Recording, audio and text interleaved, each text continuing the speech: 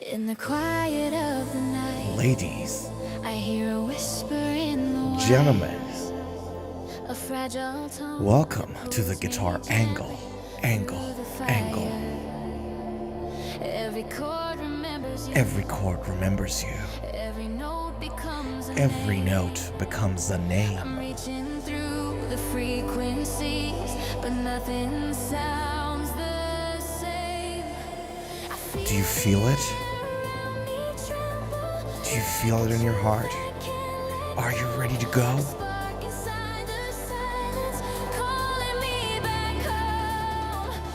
Are you athletic today? Do you feel it?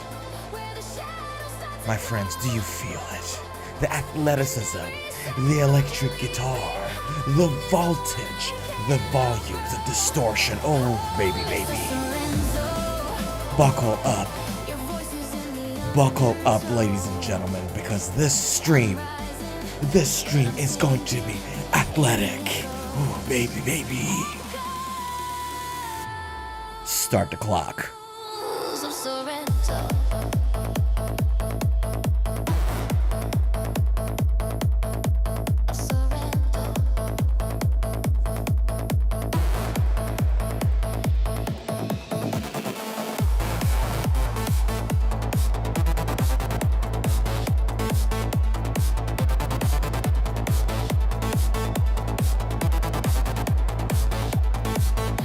The world is made of silver strings and unresolved desires.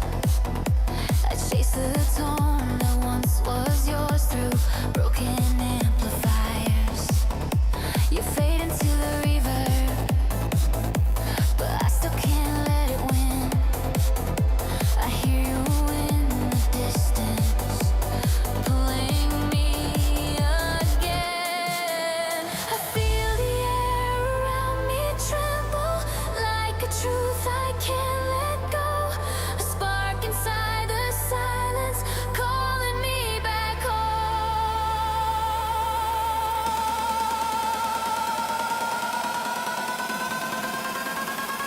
I'm falling through the echoes where the shadows start to glow. And every sound you leave behind is the one I can't outgrow. Oh, Mr. Sorenzo, your voice is in the undertow. I'm rising, but I'm sinking in the echoes. Echoes of Sorenzo.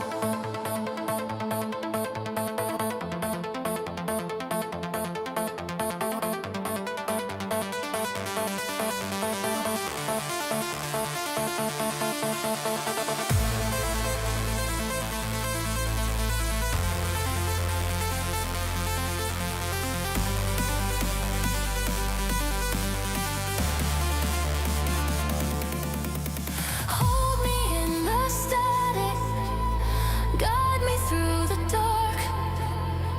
Every fading memory still reaches for my heart. I'm falling through the echoes, still searching for your glow. And every wave that crashes in reminds me where to go. Oh, Mr. Sorenzo, I'm lost inside your overflow. I'm standing, but I'm drifting in the echoes.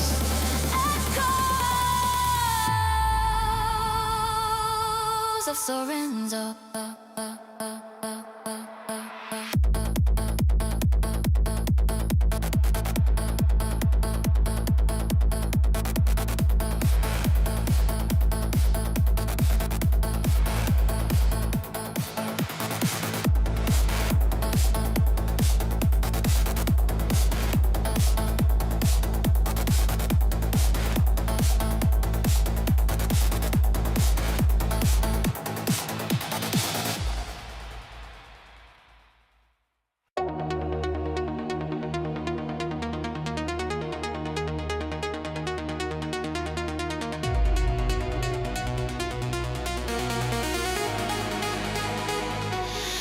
Plug in the power, feel the voltage rise. Neon lightning, sparks in my eyes. Fingers on the fretboard, volume high. I'm the glitch in the system you cannot find. Crowds buzzing like a circuit overload. One strum and the whole damn room explodes. Heads are buzzing from the head, banging mosh pit flows. But I'm just getting started. Watch me flow.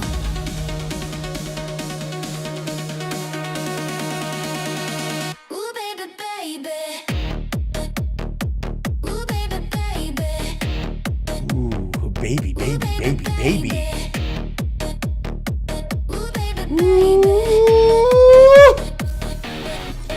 Oh, ooh, baby, baby.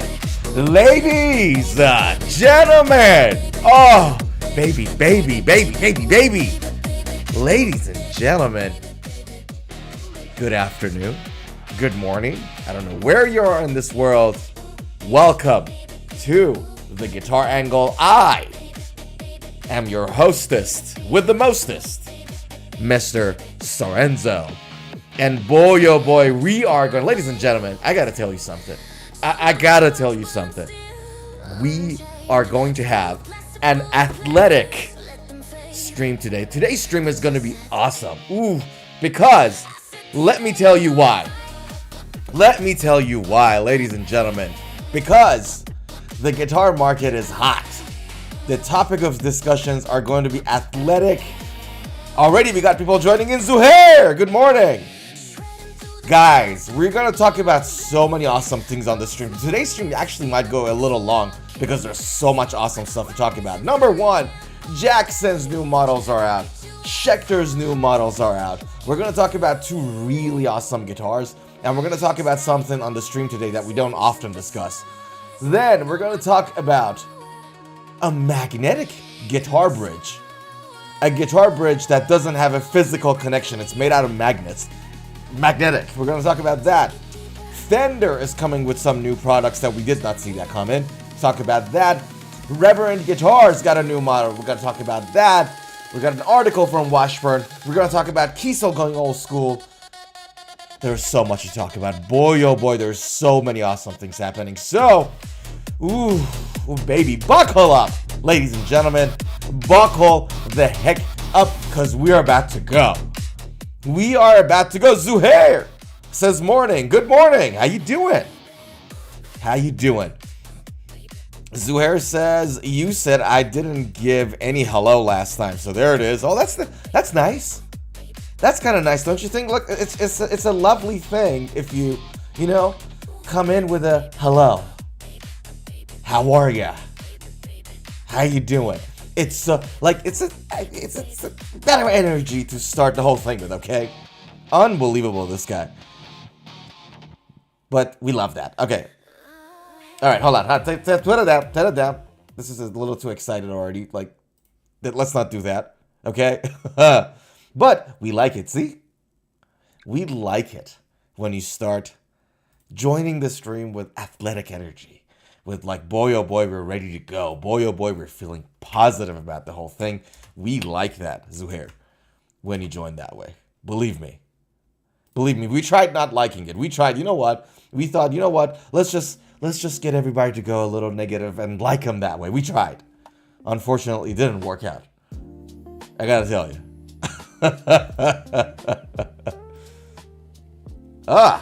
Zuhair says, I'm not working today, so you're lucky I could stop by. Ah, good to see you. Ah, hell yeah. How come? Is everything okay? I hope like you just took a day off to wind down and chill and play some guitar. Not because like you're sick or something. You okay? I hope everything's alright. You alright? Alright. Ladies and gents, shall we get started? He says, yeah. The man took the day off to spend 7.5 hours with his guitar. That's what he's doing today. We like that. We like that very much. All right, ladies and gents, let us get the party started, shall we? So, check this out. So we're still kind of chasing what happened with, what's going on with NAMM and new guitars out and all the good stuff happening, and we're sort of riding that wave right now, which is a beautiful wave to ride, to be fully honest with y'all. Coming soon in your local Jackson bar and restaurant, Pro Origins 1985 limited edition San Dimas SD1 HS Floyd Rose. Where is Doroteo? Where is Doroteo when we need him? Because this guitar is right down his alley. Zuhair says exactly the type of guitar Duckkin's George Lynch likes. His signature guitars have this tiger stripe. Yeah, one of the signature guitars has his has that. You're absolutely right. His ESP. That's right. That's right. He has like 2 or 3 really famous designs. This is one of them. The other one is the Indigenous Americans with the arrows and trees on it, and the other one has like mortar or bombs or something. yeah. George Lynch has got some killer designs on his guitars for sure. But yeah, this is coming soon, and like I told you guys a while ago, we're getting some like nice flashbacks to the 80s shred era. This is the guitar. This is the guitar. I gotta be honest with you, it looks good. It looks pretty nice. I mean, my lord.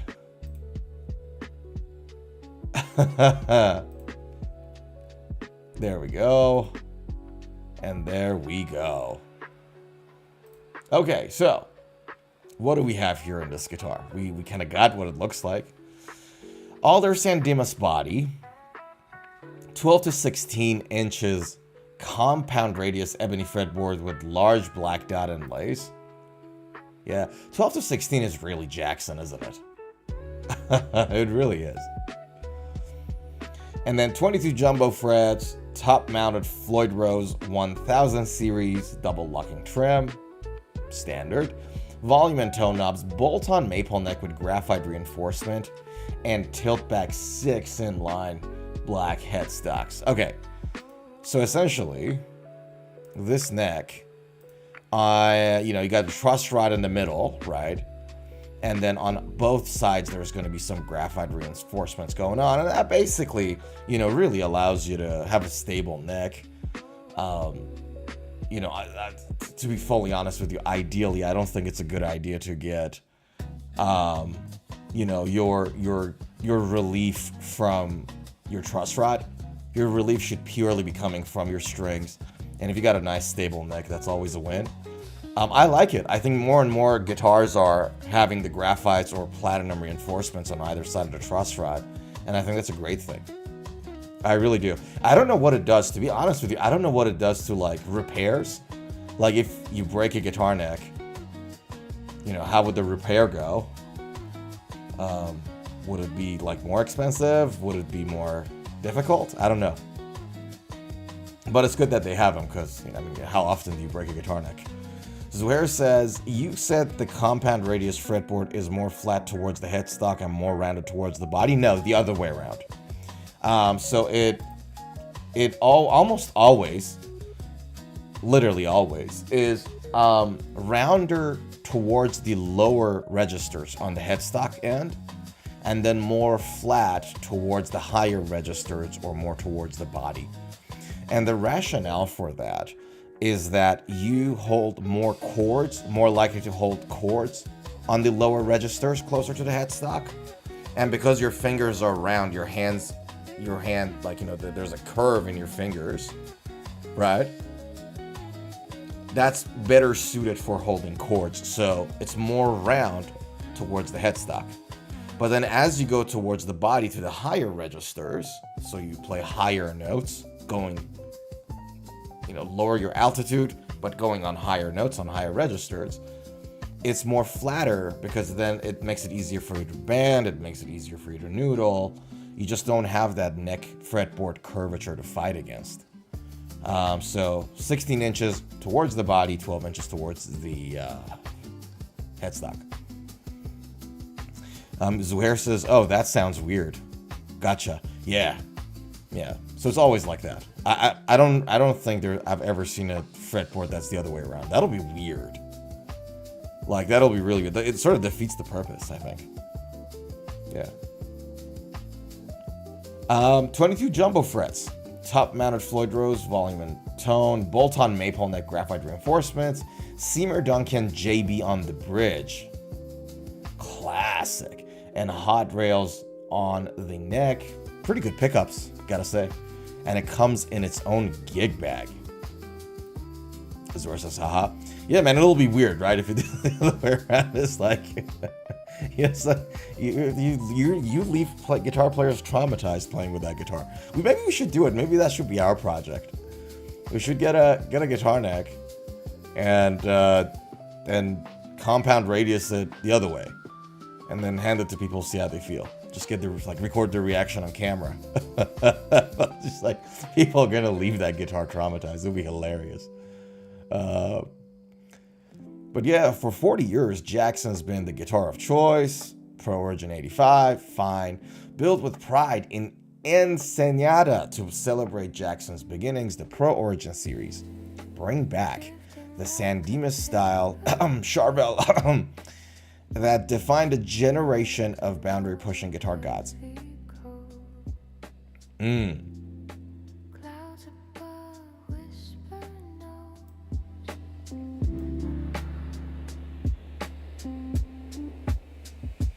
Hoorah. Can I guess something? Like, lately, I've been really into the humbucker single coil config. Humbucker on the bridge and then single coil on the neck. I really love, like, Telecaster neck pickups. Like, that's such a fat sound. It's a beautiful sound. Has a bit of a twang, has a bit of fatness to it, too. It just sounds beautiful. So I actually like the combination here a lot. Is the hot rails a real single coil, or is it more like a compound stacked single coil? I wonder. I don't remember. Let's check it out. And there goes the...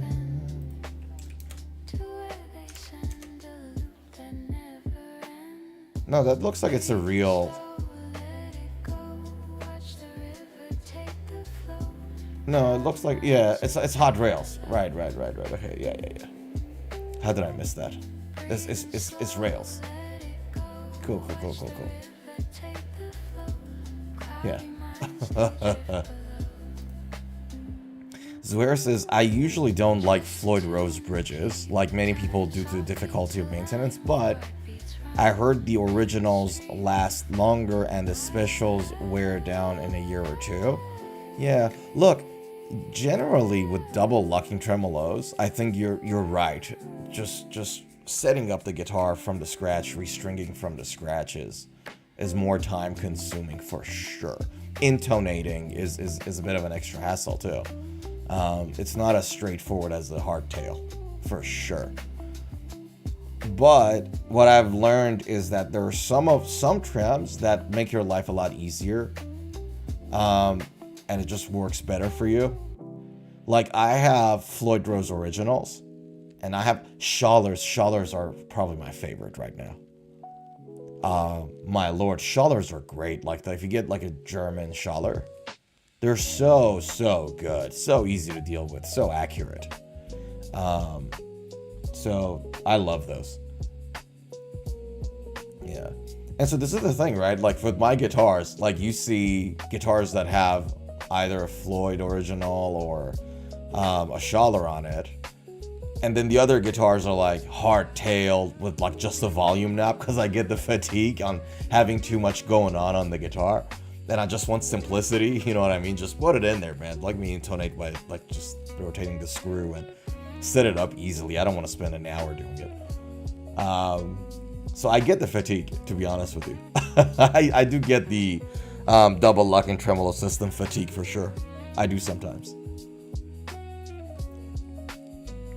Zuhair says, yeah, there's also collar bridges, but I never heard of Schallers aside from their tuners. I think, how long have you had your Floyd Rose original bridge, and is it still in fine condition? I've had it... Oh, dude, the Floyd original is actually in the N4 that is built in 2009. And it's still in a perfect condition. Like, it works just fine. I didn't have any problem with it. I had that guitar for maybe about a year. A little less. But the guitar was built in 2009. It's working just fine. I have no issues with it. Yeah. So there we go. Accessories comes with a gig bag, all their body gloss finish. I mean, with that kind of paint job, of course you wanted gloss. You know, we talked about the pickups. Switching is a 3-position toggle, position 1, 2, and 3. Fine. Yellow Bengal. Floyders 1000 series. Dome style control knobs. Nickel plated steel on the strings, 942s. Yeah, classic. We're going with old school. So not 1046s or anything. That, you know, a lot of people do it a lot more often these days. Fret size is jumbo, and it comes at 25.5-inch scale.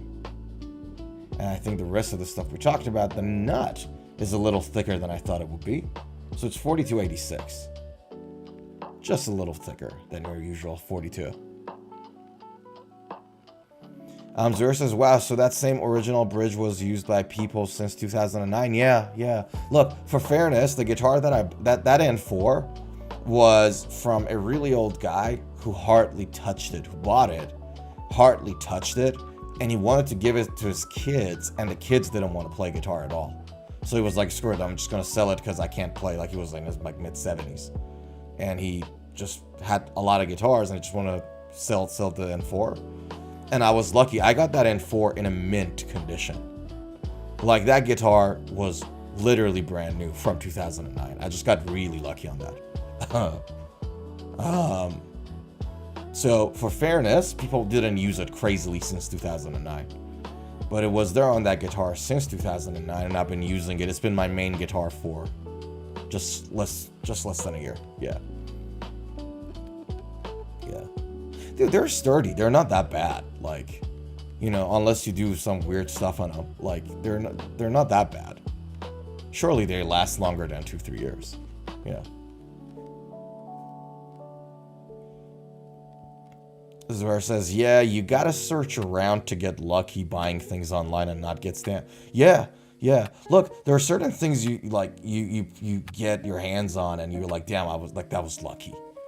And if you're somebody like me who obsessively checks out guitars online every single day, once in a while something like that comes your way. You know what I mean? And there are times like you have a really good opportunity to buy something and you don't, and now you regret it. There are some times that, you know, things like that happen all the time. It's a lot of fun. Like I said, remember when we were talking about buying guitars, I'm like, you got to treat buying guitars like, the process of buying guitars like wine tasting. It really is like that. So there you have it, ladies and gents. I mean, you can imagine, this is the thing about this guitar is that because like we're so familiar with these pickups, both of them, the Hot Rails and the JB, you kind of can't imagine how this guitar is going to sound like to some degree. So there we have it, folks. That is the Jackson Pro Origin 85 limited edition San Dimas. Now, we'll talk about more guitars coming from Jackson. This is not the only one. There's like a few more other models that are new arrivals and are coming soon. We'll talk about those as we go. There was a soloist, bunch of soloists that are coming out, which we will talk about in later streams. But I thought out of all this stuff that was coming out from Jackson, I thought this was probably the more interesting one out of the 5 or 6 that are there. So I thought it would be good to have a chat about those. So yeah, give me a second.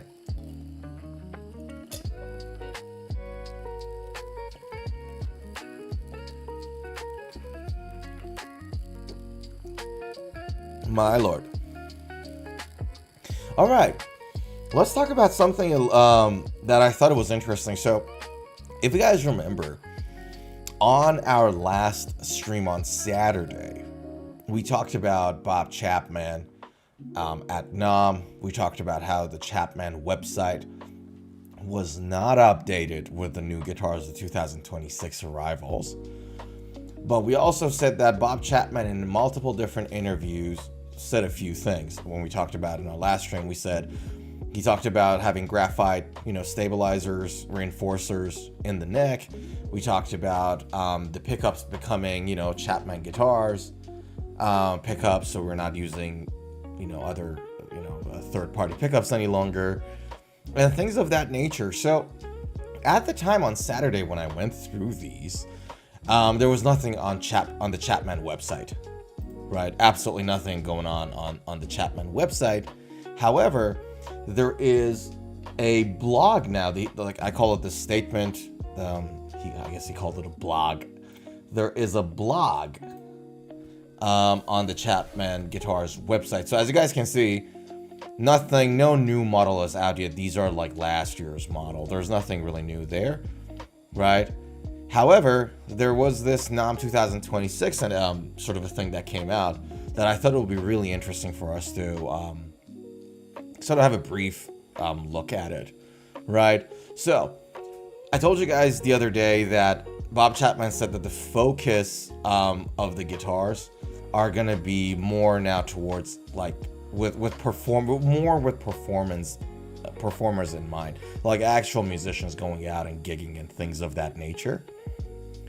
And that was true. So this is the thing that I don't know when this came out. Very recently, maybe in a day or two ago.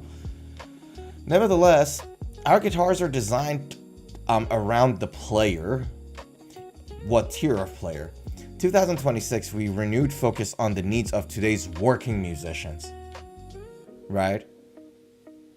So, basically, when somebody says this, in my mind is like, basically, let's make guitars that can take punishment, right? And then they're stable and reliable and simple, but can take punishment. Like that's usually, you know what I mean? From big changes to the small tweaks, every design choice in our new lineup is shaped by feedback from guitarists who put their instruments to the test night after night. We haven't changed our core philosophy, we sharpened it.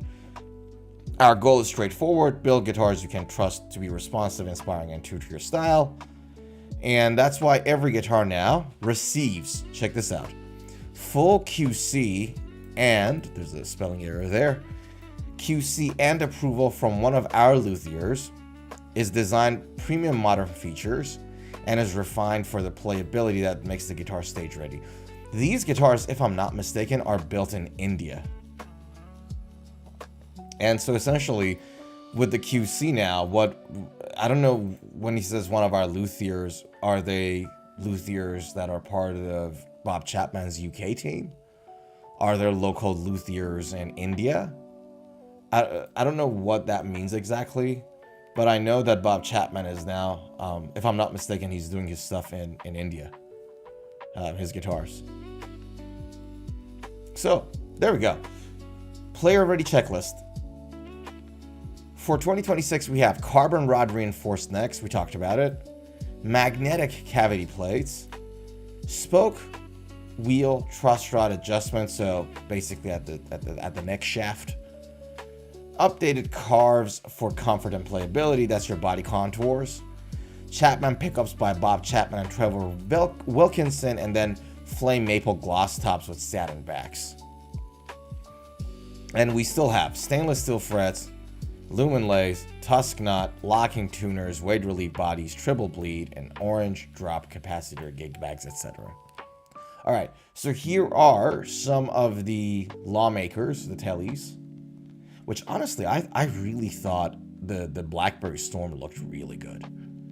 I think the flame maple top is looking really nice on this. Like, they've done a great job with the staining. It really brings out the beauty of the wood. Same with this one. Yeah. With like a very highly figured top wood or veneer, I usually like brighter colors. Because I just think that it brings out the beauty, natural beauty of the wood out a lot better, as opposed to, for example, like a black gray stained kind of a guitar. See that? It just does a much better job in presenting the wood. Whereas the color black is really reductive. Like, paint the guitar black. That makes perfect sense. Don't stain the guitar black. You know, because staining is for you to be able to represent the beauty of the wood. But anyways, maybe that's just me. So these are the lawmakers. The new iteration of the T-style Telecaster shape is that they get the Chapman humbuckers. They get a smooth gloss top. Keeps the other body in rosewood necks with 14-inch radiuses and 42mm nuts. And now we have changed the switch to a 3-way and a coil tap on the tone knob. So there you have it there. Now, the Scouts.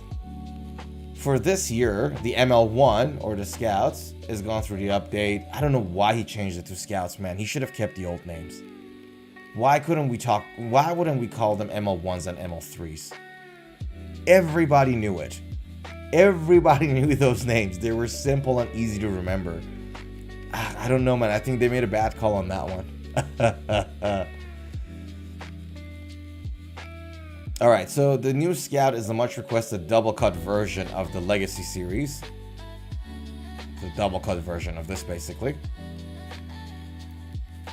And then you got the Scout Traditional, HSS, and give an alternative thing. Okay, so now they've got new pickup configs. They got new pickups. They got new configs. And then finally, they've got a double humbucker config on the DPH. So previously we were only with single coils. They come with doubles now. And that was the statement that they did on from the NAMM. I thought that's interesting. What this tells me, the fact that Chapman decided to, you know, really put the player into focus. I first of all, I think that's a good idea. Because if it's good enough for the player, like me, professional musician, gigging musician, if it's good enough for that person, it'll be good enough for the bedroom player. That's number one. But I think second thing I get out of it is that, like, you know, we're going through like everything becoming digital, everything becoming AI, everything becoming online and all that jazz. At some point there is going to be a rebellion. Not rebellion, like a change, like a shift in the vibe and the culture towards more live music and live shows and everything else. It will shift. Like, so the question is when. And I think part of the reason that their Chapman guitars are doing this shift is because Bob Chapman and his team believe that, like, we're getting close to that edge. We're getting close to that situation. So it remains to be seen. But overall, that was the statement from Rob Chapman. And as these guitars come out, we'll have a chat about it as we go. Interestingly enough, there's still nothing from Charvel guitars. So I had to look at Chapman, and then I had to look at Charvels.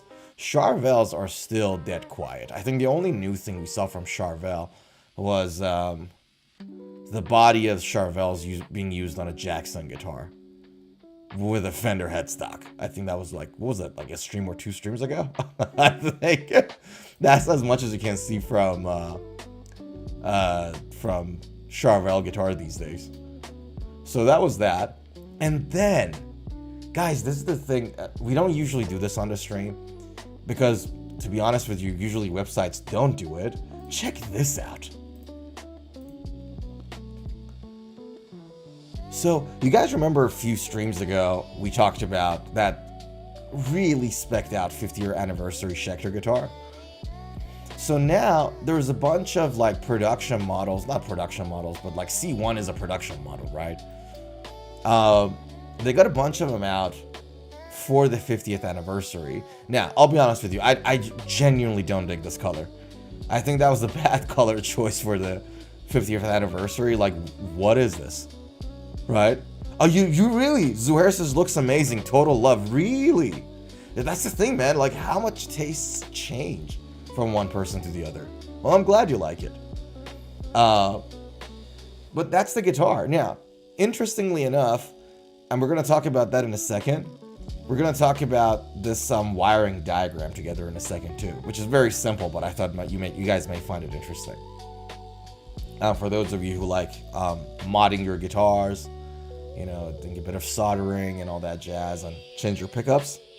If you got that itch like me, you'd like this. So, the C1 50th anniversary. So, just to give you guys a point of reference, the C1 is the same body shape as the, you know, the Demon.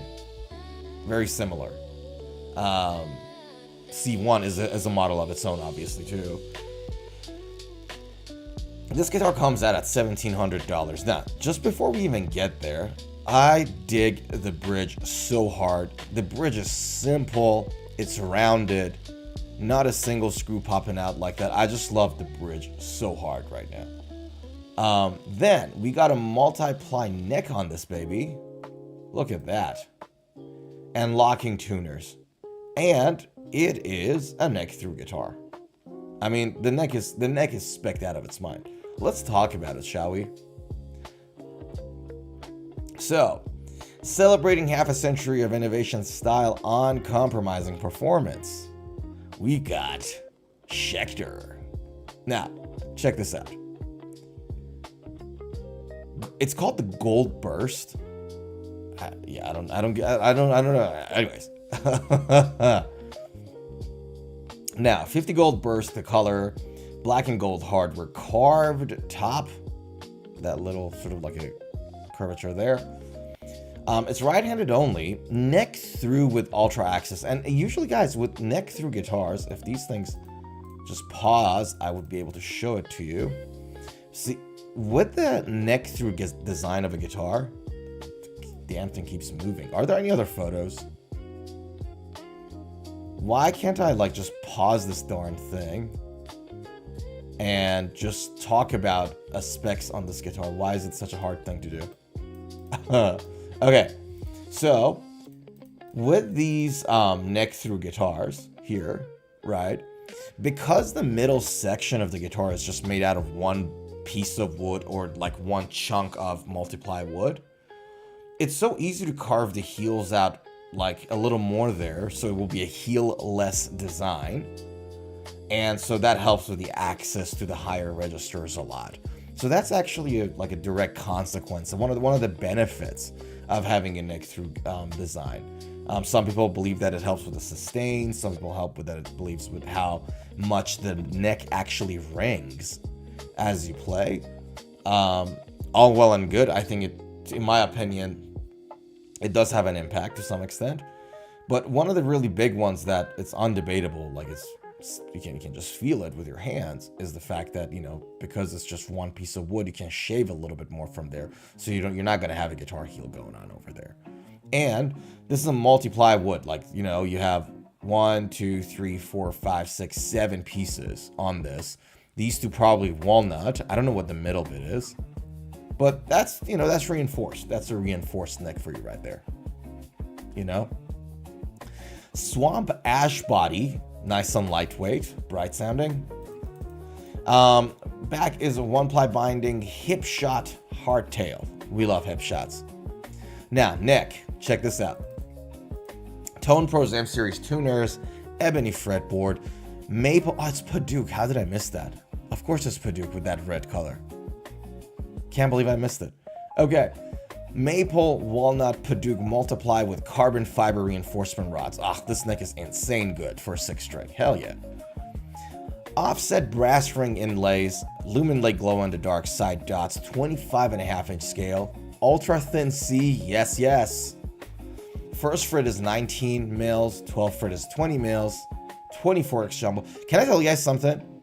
24 jumbo stainless steels, 12 16-inch compound radius, Graphtec XL nut, 42 mil nut. The neck is the biggest winner for me. The neck on this guitar is perfect for me. It's so good. I just love a good neck. Look at that. My oh my. Isn't this beautiful? Like, it has everything. Has the multiply stuff going on. Carbon rod reinforcement. The neck is solid. 25.5-inch. Ultra thin C. Compound radius. Like, what more can you ask for from a neck? It's so good. It's so good. It's so unbelievable. Hats off to Schecter. I love the specs here. electronics. Volume and tone push and pull, 3-way toggle switch, pretty standard. Bridge pickup is a Schecter Sunset Strip Anniversary Edition. Okay, so the Schecter Sunset, basically. And, you know, they've used the Sunsets and the Sunset models, right? And then you have the Schecter Pasadena Classic Anniversary Edition on the neck. Look at the pickup cover, by the way. You can see the 50th anniversary written in gold. There you go. Oh, actually, it's behind me. Hold on. Now, there you go. You can see it here. There we go. There we go. There we go. We like it. Okay, now, here's the beautiful part. I don't know whether Schecter is going to be doing this for everything moving forward, or if it is just something that they've done for this guitar because, you know, it's the 50th anniversary. But here, this is where you get the sort of like the wiring diagram of the pickup. And if you guys haven't like done your own mod or anything of that nature, these diagrams usually come with the new pickups that you buy. It comes with that, so it gives you a bit of a guide on what color wire means what, where should it go, and things of that nature. Now, you would wish that every guitar pickup manufacturer would have the same color codes for their pickups, but that is definitely not the case. Seymour Duncans do it different to EMGs, EMGs do it different to Schecters, they do it different to Bill Lawrence, to Fishmans, and so on and so forth. Everybody does it differently, and there's literally like this encyclopedia, not encyclopedia, like it's like a big document of which factories do what kind of color codes. And then to make it even more like weird, there are some factories that do different models differently within the same brand. So this is like one of those things that is a bit of a wonder. You would hope like just have like one universal thing, everybody follows that and we're good, you know? But no, we don't do that. So what do we have here? You have a 500K volume pot and 500K tone pot, and that makes perfect sense because we're dealing with humbuckers, right? Humbuckers sound darker than your single coils, so you want a pot that sounds a little brighter to balance it out, as opposed to a single coil, which usually sits against a 250K pot, right? And then a mono jack output, and that makes perfect sense again. All right, so this is what's going on here. Have a look. Let me make this bigger. Maybe you guys can see better. Have a look. Here we go. Boom. All right. First things first. Here we go. Okay. So here, right, these black cables, like these mother cables that come out of your pickups, these wires, contain 4 wires usually, okay? Out of these 4, and you guys can see, so for example, out of this one, there is a black wire, there's a red, there's a white, there's a green and gray, kind of green and gray coming out, right? Now, the green and gray, by like they're coupled together, so that's 1, 2, and 3, and 4, right? So here's how it usually works. What you have to do the wiring inside your guitar, you gotta, like, you know, take the black cover away and then find the hot wire. And in this scenario, because these wires are going to the switch, see the black one going to the pickup selector, the switch, the black wire here is the hot one, so that's the one with the signal. If you have a look at the green and grays, you can see that they're getting soldered to the top of the volume pot, and that's like earthing it, right? That's grounding it. So these cables here, they're all grounds. And basically ground, what it means is that you connect everything to like one point of contact that takes electricity out of that circuit. That's like a bad definition of grounding. But like grounding, right? You guys know what grounding is. So that's a ground. And then you have the red and white wires here that they go to the tone. And we know that the tone has the push and pull, right? So the red and white wire here, they are for your coil splittage.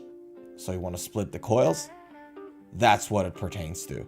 It goes to the tone. In scenarios where you don't have any push and pull volume or tone. There was no coil splitting or anything going on, so no switch, no pots or anything that split the coils. What you would usually do is that you would solder this red and white together and then cover them with a piece of plastic and just keep them covered and hidden and not use them at all, right? So you got your hot wires going here, you got the coilage wires going there, and this is your ground. Now, from the switch, you guys can see, so this is your bridge pickup, this is your neck pickup, that's your selector, so it puts this one in circuit, puts that one in circuit, or the middle. Both of them are in the circuit. And then from there, right, you have that wire going to your volume. Your tone signal from the middle bit goes also to that same hole in the volume. So now you control volume on both ends, and then that's the part from the middle bit of the volume. That's the end of it. Goes to your output jack. As you guys can see, the third bit on the volume pod gets soldered to itself, goes on top of the volume pod, so it grounds itself. That's like a classic standard way of wiring a 2 humbucker pickup with like a push and pull coil and 3-way switch. That's like classic. So there's nothing special going on in this diagram. All it really is just tells you how these are wired. That's all it is. Nothing really crazy or special going on here, and that's your triple bleed if I'm not mistaken. Oh no, it's not. It's not your triple bleed. Never mind. Alright, so then you get a 3-way switch config, you got the bridge, you got them both, you got the neck, and then bridge, both, and the neck. Like I said, you got a 3-way, so that's your 3-way.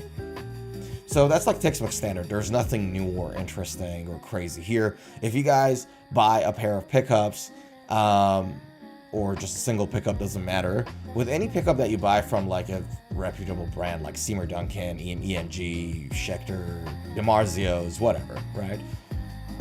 They always come with a diagram in the package, so you know exactly what to do with that particular pickup, which is fantastic. All right, shall we listen to this guitar? We talked about this guitar a lot. Let's have a listen to this guitar. Give me a second. Give me 1 segundo. Let me reduce the thing here a little. Bring it down, bring it down, bring it down. Okie dokie. Let's have a listen to this guitar a little bit. Oops. There we go. All right, I'm going to give you guys some volume. Let's go. And maybe I should fix this. Hold on. I made it a little bigger so you guys can see the diagram well. But we're going to have to resize this back a little. Okay. Hold on. Ladies and gentlemen, thank you very much for your patience. Here we go. And I'll bring myself right down here. And a little smaller. Good. Okay, we're good. All right. Are you guys ready? Volume is high. All right, let's go. Let's have a listen.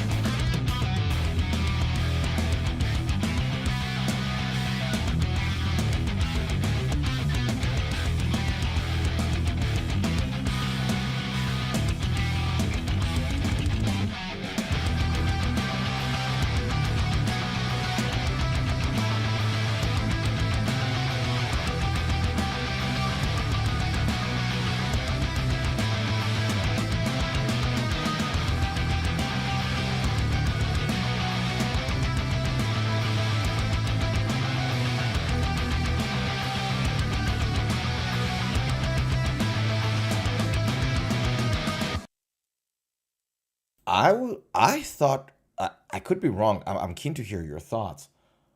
To me, it sounded like a little not as thick as I thought it would be, like the quality of the sound. I don't know what are they recording through. I don't know what the amp cab or the modulator is. I don't know that. But that pickup actually sounded a little less thick than I anticipated. I was expecting something a little bit beefier. Interesting. Okay.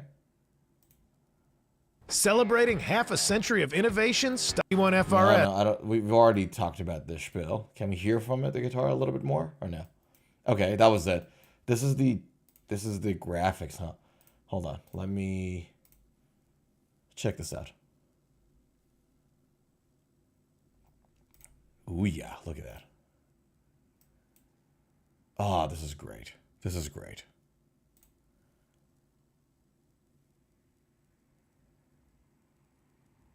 And hold it there again. So that's the heel-less structure I talked to you guys about. I like the headstock too. But it's simple. I just love the simplicity. String through guitar with a minimalist. Oh, this is a Floyd Rose version, actually. Huh? Wait, hold on a second. How are we having string through with a Floyd Rose?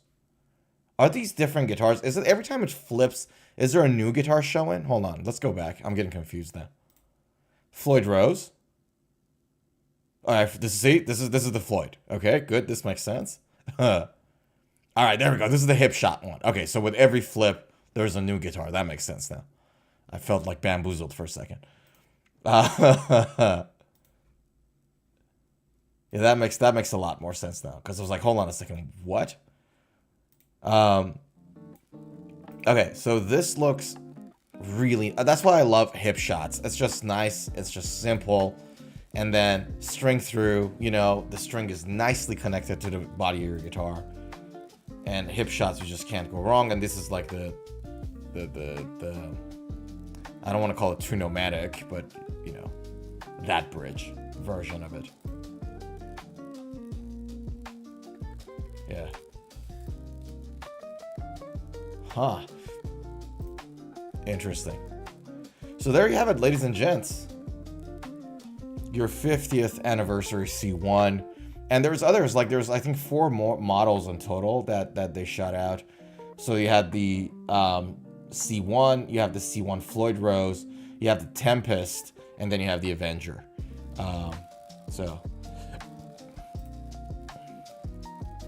And that's a Tempest, basically. Get back to the thing. Hold on. Yeah, I mean, I call it two-nomatic. It is two-nomatic. I thought they might be using something else for it, but yeah, okay. They're calling it two-nomatic too. So there you go. That is, ladies and gents, your Schecter 50th anniversary. Hoorah. I like Schecter. I really like Schecter. Like, I think they're still in that phase of trying to... I mean, kind of are. They've always been. To trying to take as much as business they can from ESP and LTD. Because I really like... Whenever I think, like, ESP's metal sphere... I'm like, Schecter is there, sort of like as an underdog, trying to do the, you know, take as much as market they can. And so, because of that, for a while, Schecter's like been giving people a lot of bang for their buck. I love them. I had a Demon 6 Schecter that I really liked. I think it was a great guitar, but I sold it because I had too many guitars at that time, and I just wanted to sort of reduce the size of the collection. But yeah, there we go. There we go. Schecter guitars, ladies and gents. I know a lot of people like had Schecters. Yeah, literally Zuhair just said I had a Damien 6 years ago, like 12 years ago. Same with me. I sold that since I had too many guitars. Yeah, it's like it becomes a problem at some point. Guitar acquisition syndrome, or also known as gas. Guitar acquisition syndrome, ladies and gents, is real. You get this gas and you get screwed. So yeah. All right, let's jump to the next item on the docket. I saw this article and I thought it was insane. Okay, so like I spend a lot of time online and offline, in person, like, you know, trying to see as many different things guitar that I possibly can. I've never seen anything like this before, so you guys let me know if you've seen anything like this before, but I have not. Alright, so Geeky Gadgets is this website. It's not necessarily related to guitars. Like, it talks about technology, iPads, smartwatches, just gadgets in general. But there was this thing on the Geeky Gadget website, which I thought it was fun. So you have a magnetic floating string guitar like this. Like, so your bridge is connected to the guitar via nothing, via magnetic field. Have you guys seen anything like this? And then how strong the magnetic field should be to hold these strings in place. And then what if you bend the strings? What would happen then? I thought this was insane. This was really, really, really insane. So it's like, what if the string of a guitar could float untethered, held in place by nothing but invisible magnetic forces? That sound like the stuff from science fictions, but Matthias Krantz outlined how he turned his audacious idea into a working reality in his latest video. By replacing traditional string anchors with carefully calibrated magnets, Krantz has reimagined the guitar as a futuristic instrument. This is insane.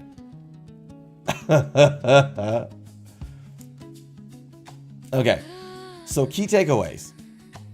The guitar features a magnetically suspended string replacing traditional stuff. We talked about it.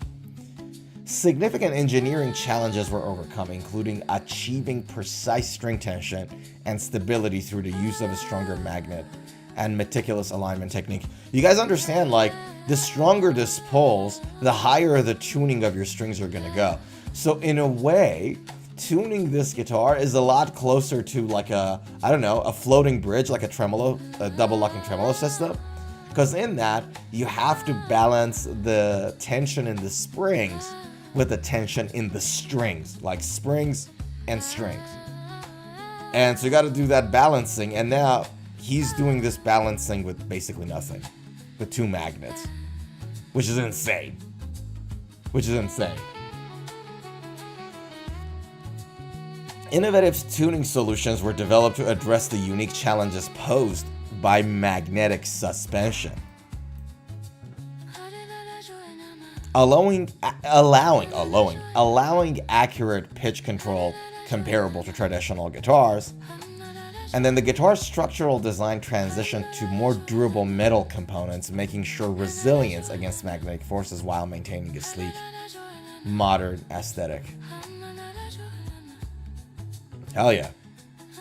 And then the magnetic, this was my favorite part. The magnetic suspension system allows for real-time sound manipulation, allowing musicians to explore unique tonal effects. So, like, think about it like this. You have that going on, and if you just tap on that bridge, you probably move it around a little bit, and that should give you a bit of like some sort of a vibrato effect, like a tremolo bar effect. This is insane.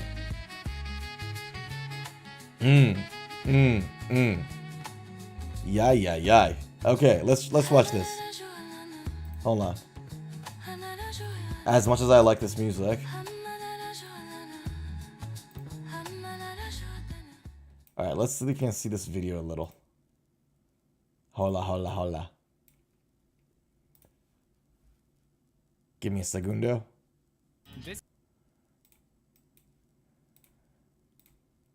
And man, I don't know why my internet is not bad at all, but for some reason YouTube's been like defaulting on the lowest quality of video. Like my internet speed is okay. Have you guys experienced any like drops or anything? Because the stream looks really healthy. And I actually, comparing with the last stream, like the Saturday stream, I actually increased the quality of the stream a lot. Like not a lot, a little. So you should get like better audio and a better video from me right now online. So I hope like it looks everything stable on my end, but I don't know why YouTube is doing that to the quality of the thing. Okie dokes, let's have a look. Let us have a look at this thing.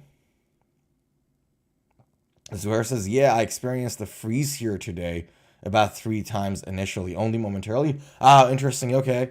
Thanks for letting me know. It could be like we really are pushing it.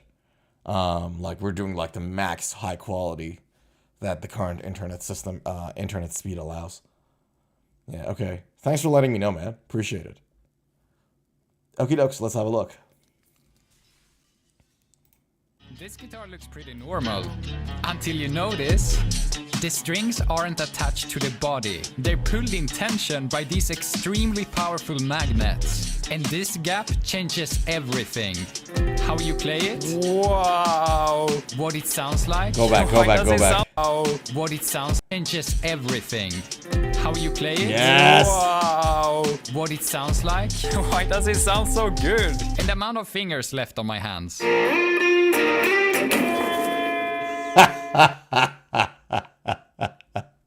Yeah, you guys check this video out on YouTube if you're interested. I'm not gonna. It's somebody else's work, so I'm not gonna play that full video on the stream. It's not fair to them. It's not a good thing to do. But if you guys are interested, check that video out. I'll put the link of it in the chat if you guys want, and you guys can read about and read the article in full, and also check out the video. So here we go. That's the link in the chat for those of you who are interested in checking it out. Yeah.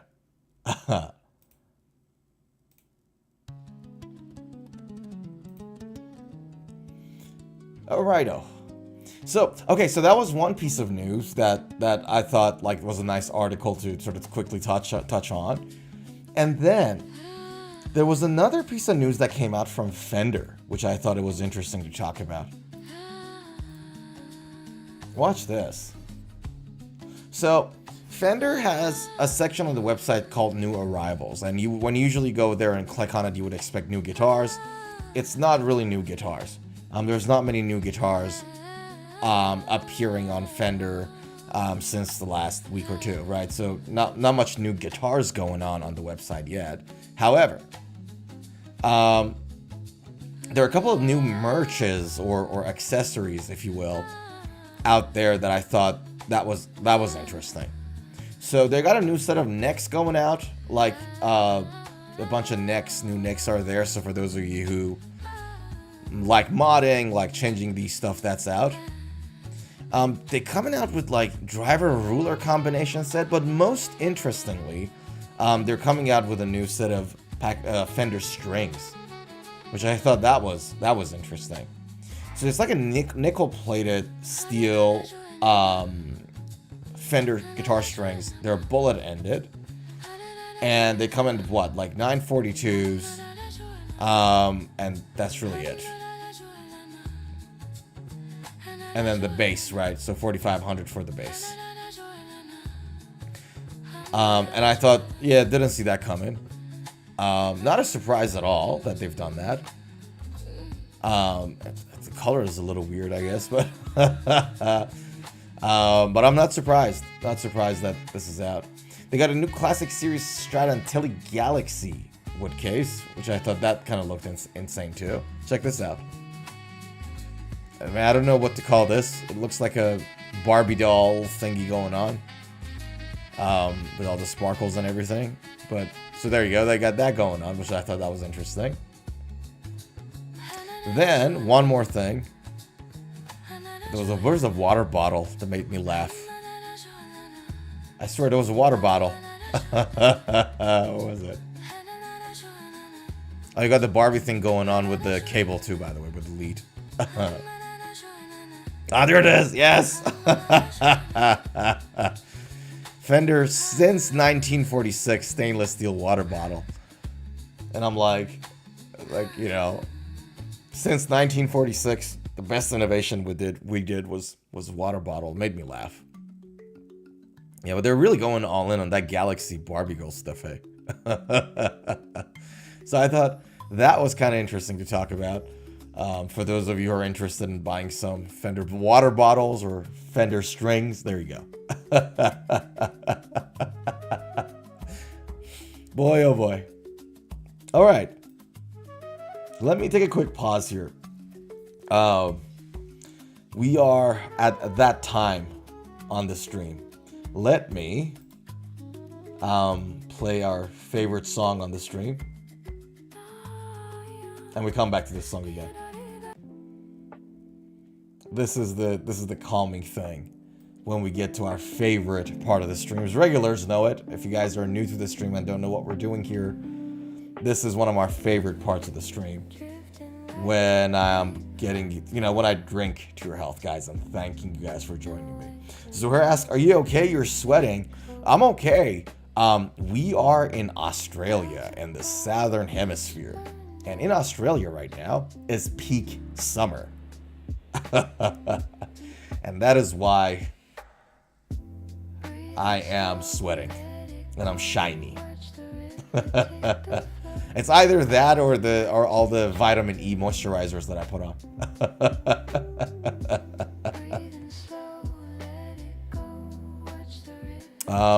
Zora says, sorry, I was away for a bit when you're talking about the pickups and wiring. My iPhone having charging problems. Tried cleaning the electronic contact cleaner and now it doesn't charge at all. Ah, that sucks. Have you tried those high pressure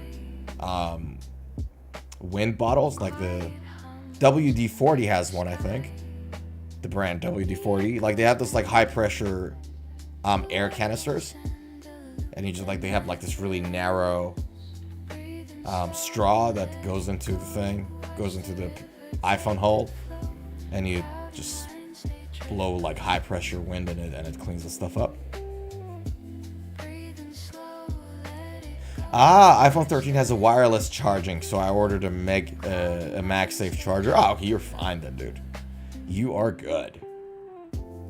Yeah. Well, look, what I do, I'm not sure if you guys know this about the streams or not. Two things about the streams, right? The first one about the stream is that,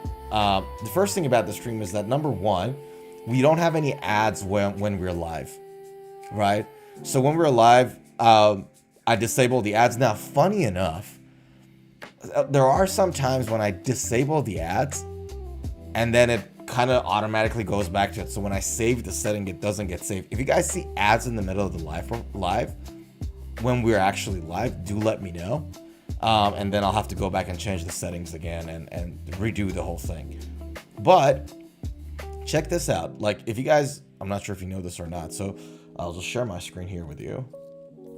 If you guys ever ended up going back and watching like the old streams, all of the streams are time-stamped. So every stream is time-stamped. If you go here, you guys can see we got introductions and got athleticism at the beginning of the stream with the stream docket, the schedule, and everything else. Now, we have like some items on the stream where we're specifically talking about something. Like, for example, when we talked about the Jackson guitars at the beginning. So that would be dedicated to Jackson guitars, right? But there are times like, it's the whole point of this, us getting together, is for us to chat and have a good time together and have fun and laugh and all that. Just like that's the main purpose of the stream. So there are a lot of times where we have things that says chat with friends. You guys can see it there.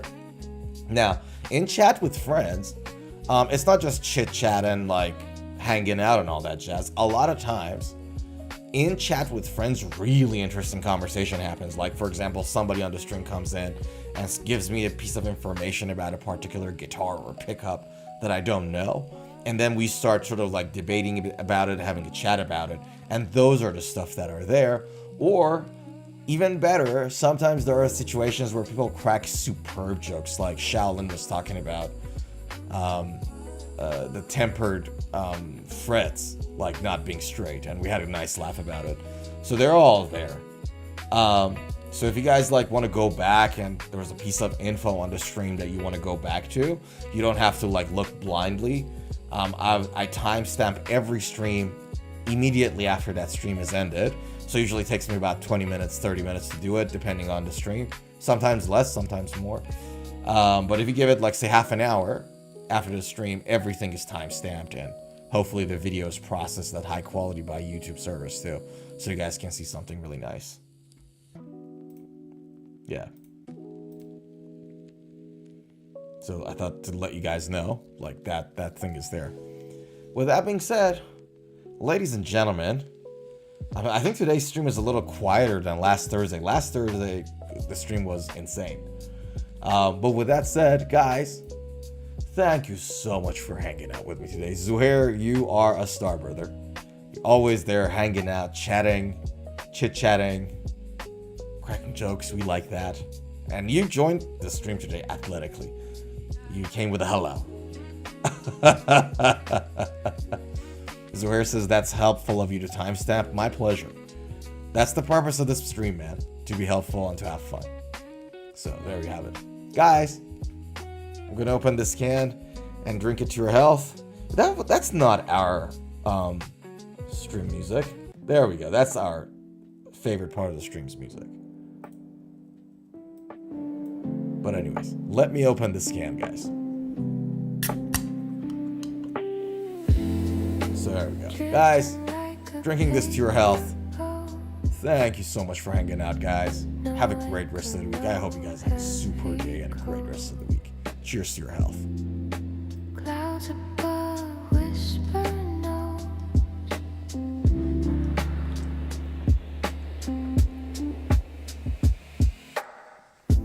Breathing slow, let it go. Watch the river take the flow. Cloudy minds, they drift below. Boy, oh boy. Breathing slow, let it Zuhair says, yeah, I would have talked more, but was distracted by some issues. That's completely fine, dude. Life. Ending stream now? No. That was just like the favorite part of the stream, which we always, have a quick pause and just thanking everybody and me having a sip of these things.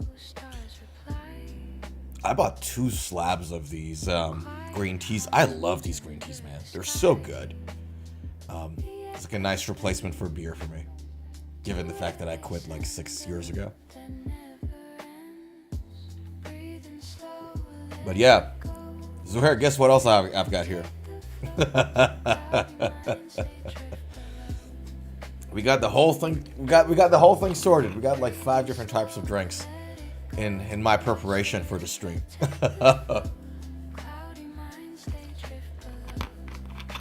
Okay, what do we have here? Zuhair said something interesting. Zuhair says, I still have the posture problems. And I remember you said to try the classical position. Haha, nice. You won't be thirsty today.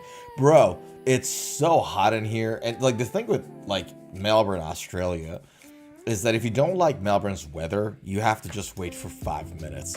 And it completely shifts. Like, so I'll tell you guys this, right? So when was this? Over the weekend, a little more. I think it was Tuesday this week, so a couple of days ago, right? It was 47 degrees Celsius here in Melbourne. So that is 116.6 degrees in Fahrenheit, for those who don't know, right? 116.6 degrees Fahrenheit. That's freaking hot, right? And so, like, we had a rough day. 116.6, almost like 117, right? 117 degrees, 117 degrees. That was here on Tuesday. And then it just significantly dropped literally the day after. But what we did was that we brought in, like I had a shelter, like that I used like as a greenhouse thing for the plants that I did in the backyard for a long time ago. So I took that, put something on top of it to create shades as a shelter for like our local birds. And we filled like a bucket of cold water, filled the bucket with cold water, and we put it in the shelter with some like fruit seeds for birds, like bird food. And you could like you would see like different like local birds with their bills open, like it was really hot. Like, I haven't been in that many days that got like to 117 Fahrenheit. Or 47 Celsius for those of you who live outside the United States. So it's pretty hot in here. And so what happened then was that Tuesday you had the really hot day. And then the day after, the temperature dropped to like literally half. Right? So from like 47 degrees, now you're like at 20 something. Right? Which is freaking insane again, like, you know, to 50, 58, 60 degrees Fahrenheit. It got really cold. Like, suddenly it just dropped. But then in that drop came in a lot of moisture, like from the wind, like from the south part of Melbourne, which were connected to the ocean. So there was like a lot of moisture was brought in. So then today is like kind of hot, but extremely humid. Okay, going back to guitars, Zuhair says, do you always play in the classical position when sitting? Yes, sir, I do. And here in upstate New York, it's super cold. It's below freezing. Yeah, I know. Gets pretty cold in the winter there. I mean, it's no Chicago, but it does get pretty cold. It's no Alaska, but it gets pretty cold.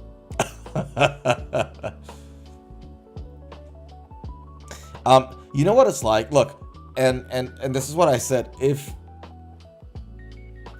with posture problems or back pain, try also stretching and doing some like really light weight exercises. If this is just like some basic stuff that you can do by yourself. If you think you got to go to a doctor, obviously go to a doctor. Nothing I say on the stream is medical advice or anything of that nature, because I don't know. But from personal experience, whenever I had back pains, back problems, anything with posture, I would start like a stretching routine really light, and then I do some weightlifting, again, very light, focusing on higher reps as opposed to lifting heavy, you know, like your lat raises and your, you know, back presses and things of that nature. And I found for me, I found them really helpful. They helped me a lot. So consider those, because I've tried them and they worked for me. But if you think this is like a medical thing, obviously go to a doctor, right? Yeah. But like I told you, because your spine is straight when you sit in a classical position, as opposed to it being twisted a little when you are playing the folk way, playing the seated way, classical way is probably better in that sense. Zohair says, I can't wait for the snow to go away. We had snowstorms past few days and now it's gone. I hope it's gone permanently. Snow is very annoying when you have to be outside. Yeah, I get it. I get it. Yeah. Gotcha. Yeah, no, it gets pretty cold. Yeah. What can I say, brother? What can I say? Hopefully not long, right? I mean, we're almost in Feb. Could you guys believe we're in February now? Like, the New Year's felt like it was yesterday, and now we're like, you know, a couple of shut eyes, and we're in Feb officially. The first month of the year is over. How is that even possible? This is like every time, like 1/12 of the year is over. Exactly, you're right. And this is like what I mean, man. Every time at the beginning of every stream, and you guys laugh at me for it, but every time at the end of every stream, I say, man, cherish these moments. We ain't getting any longer. We are getting a little longer, but we're not getting any younger.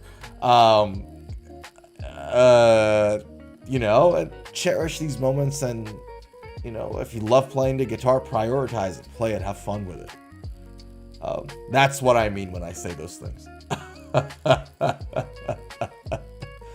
Zuhair says, the time passes so fast. F. I hear you. Yeah, man, gotta cherish these moments. Can't get any younger. Play your guitar if you love it. Prioritize it. You know, find a loved one. Hug a loved one.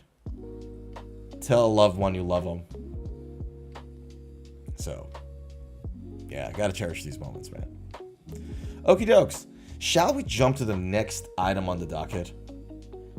The next item on the docket, I really like it. I thought it was, we like this brand of electric guitars. We really like it. So, check this out.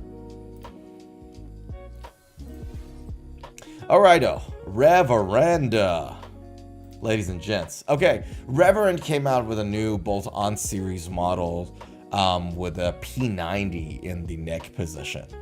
The Charger H90, which I thought it was insane good. It comes with 5 different colors, so that's your midnight black. Looks awesome, by the way, doesn't it? Some of Yamaha Rev Stars got this color. They got the High Tide Blue.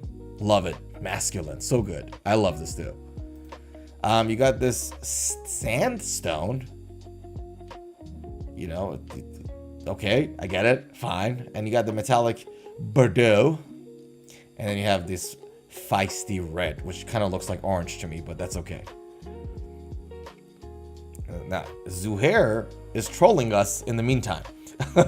He's voicing his disagreement.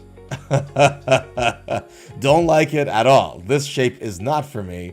Today we are always at odds. Yeah, I know. I had the thing for Schecter. You had the X for this one. They're really good guitars, dude. They're really good guitars.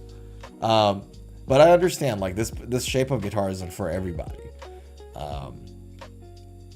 It isn't. Look, what I like about these designs like this, first of all, is that they have this simplicity of a Telecaster.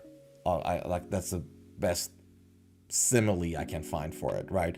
They have the simplicity of a Telecaster. So if you have a look at the bridge, that looks very similar to a Telecaster bridge and pickup switching system, right? It's a bolt-on neck, so easy to change, easy to fix and maintain. And you can see that you have like your string tree going on there on your triple strings. And what that tells me is that that neck is straight, it's not angled. There's no angle in the headstock. So they made it with the Fender guitar building paradigm. And I just like that simplicity. I think it's just easy to maintain, easy to work with. But I understand if Zuhair says, I'd still get a Tele. I prefer white inlays. Oh, that's it. That I agree with you. I prefer white inlays too. I don't understand this choice of inlay color. But I think this is a really good guitar. For me, it works just fine. I understand that you're not a fan. I get it. But yeah, that's Charger H90. So they got their humbucker going on in the bridge, but you got a P90 going on the neck. And P90s on the neck or similar stuff to P90s like Seymour Duncan 59s. Anything that McCarty 3s, by the way, we'll talk about McCarty 3s on PRS McCarty 3 pickups maybe in another stream. Boy, we got to talk about those. But anything that sounds P90-ish, Paffy or P90-ish, we like it on the neck. So, experience a tighter low end and enhanced resonance on the Reverend Charger H90, a thinner, streamlined body, we love that, delivers unmatched comfort and effortless, access to frets.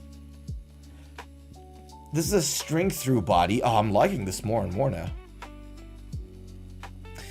Delivers greater sustained clarity, tonal authority.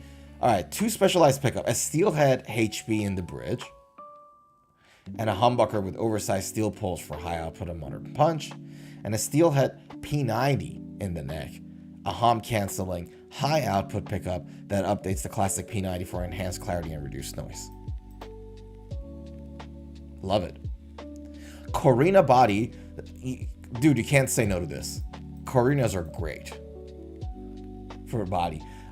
We talked about the pickups, roasted maple neck, 25.5-inch scale, medium oval neck profile. So kind of going for the classic-ish kind of shape, I guess. I don't know. It's not as deep. It's more wide than deep from the sound of it.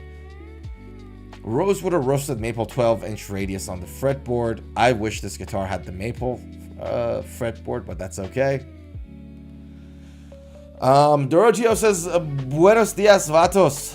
Buenos dias, mano. ¿Qué hay de nueva? ¿Cómo va? How are you?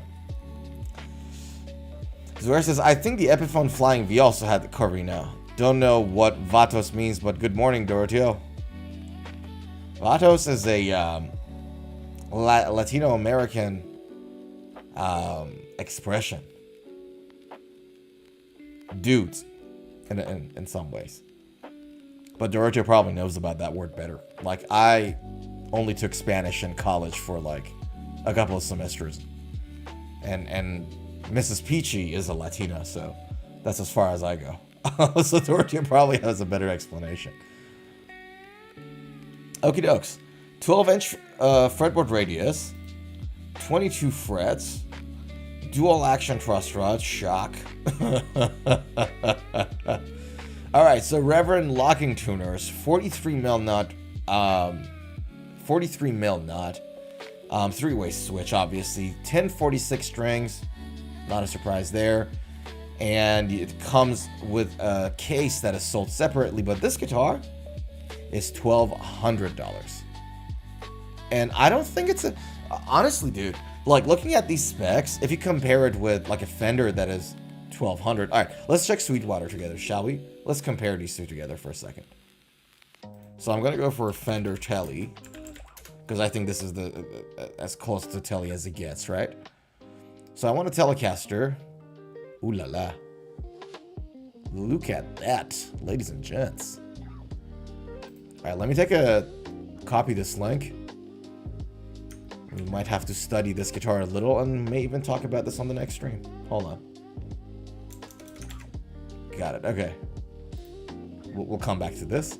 Okay, so I want a guitar that is a Telecaster between 1,000 to 1,500, right? Okay, there you have it. So you got the American Pro Classic, and then you have the Fender Player 2. And I really think we can compare it with the Classic for $1,500, and then what? And then $1,300 for what? Pro Classic Telecaster Buttercup certified open box. Okay. All right, so let's take this one for example. Let's put the features together.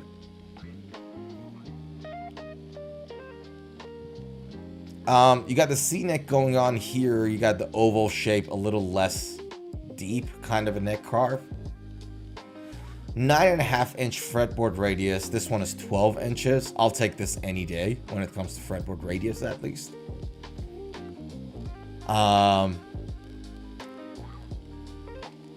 Fender's Coastline 63 Telecaster pickups. Okay, I gotta give this one to Fender. Like, the Telecaster pickups are just unbelievably good. I mean, my lord.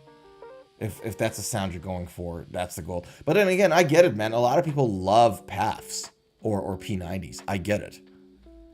I understand that. But so that's maybe a bit of a taste thingy. But if it's supposed to be like a Telecaster-ish kind of guitar, then the neck pickup, I wouldn't care about the bridge pickup so much, but I want the neck pickup to have the Tele sound. Okay, body carve, I'm sorry, this one wins any day. Look at the nice carve that it has up there for like, just for it to be ergonomic. This guitar wins any day when it comes to body carve. Right. So yeah, I get it.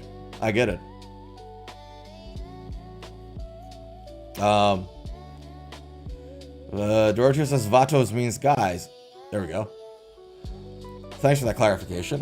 Yeah, it's you know what? The first time I heard the word Vatos, I could be wrong. This is like a distant memory, so don't quote me on this. I could be wrong. I think the first time I heard somebody say it was Nate Diaz on TV or online somewhere. I think that's the first time I heard it. Nate Diaz, the former UFC fighter. Yeah. Crazy guy, by the way. Him and his brother both. Azura says, nice, I speak French. Ooh, didn't know that. Many similarities with Spanish. Okay, now Zuer asked, P90s are single coils only, right? No. Yes, the P90s are single coils only, but that P90 pickup has so many different iterations. So Gibson, yes, turned it into a humbucker version in the PAF pickup, but these single coil designs got revised and revised and revised, and different people came in and did their own thing on it. So you get a P90 pickup with the P90 sound, or as close as it gets, that has some sort of a hum cancellation in it. But you're right, the first P90, the original Gibson P90, is a single coil and it hums like a mother effer. Yeah. Yeah. That curve wins any day. Yes, sir. I agree with you. Yeah. I don't know, man. For some reason, as of late, I've been so into maple fretboards. Just so into them. I don't know. It's been a thing for me. But anyways. Yeah, no, I get it. I get it that if you like the actual Tell Me More, I understand. That makes perfect sense to me. You know. If this guitar like had these kind of neck pickup on it instead of the P90, I would have loved it. And I love P90s too. Like, two of my guitars got Seymour Duncan 59s, which are basically sound after the P90, right? So I don't have any, like, I love the creamy, rich sound of a P90. I just don't want it in a guitar that is very heavy design. You know what I mean? This is a very Telecaster heavy design.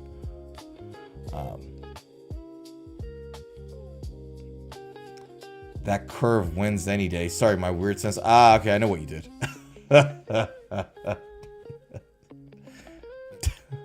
You haven't been able to go out that much because of the snow, have you, Zuhair? Zuhair is ready to go. See curves? He thinks curves.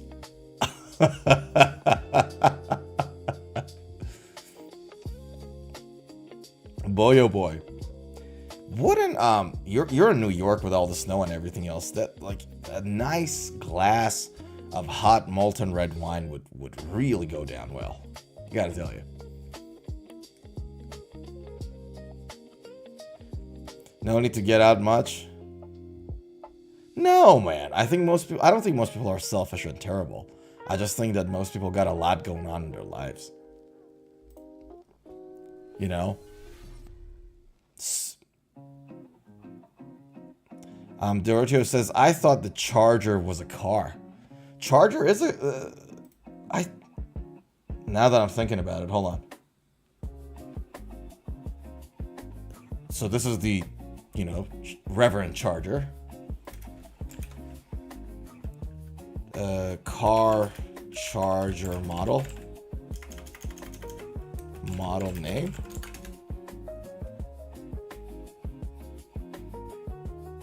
Alright, let's go to AI. Do we have a car model that is called Charger?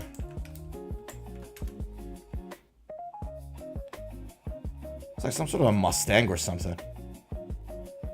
Ah, there we go. Swear to God. See, like, I thought about like a Mustang. Yeah, there we go.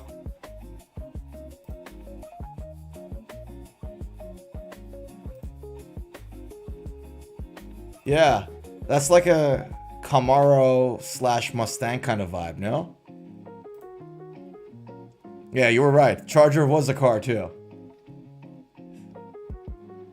Dot Charger, yeah.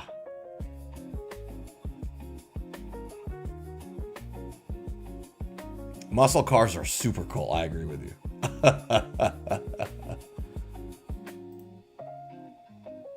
So yeah, no, this is a Charger, and this is also a Charger, but not as muscle of a guitar, I would say. It's just in terms of the physical build of the wood. Zuer says, but I totally don't like those Teslas, the futuristic square edge ones. Oh, like the not the monster truck. My gosh, what do you call it? The super truck. The what truck? Cybertruck. Thank you, sir. Yeah, the Cybertruck. Oh, they're awesome. I think I read somewhere that they're bulletproof. And I'm like, I like it.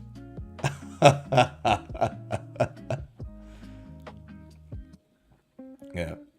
That's insane, man. That car looks insane and is insane. The Cybertruck is like the Abasi Concepts of the guitar world. You know how the Abasi Concepts guitar are like just completely different, futuristic with the Kaizen and an Emmy and all that.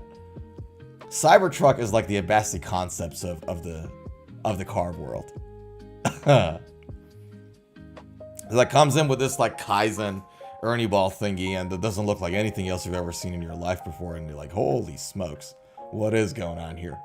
But anyways, all right, that was the Charger H90 that I thought it was an interesting guitar to check out. Comes in fives, $1,200, and Reverend guitars usually hold their weight, man. Like, they're pretty good stuff. Yeah.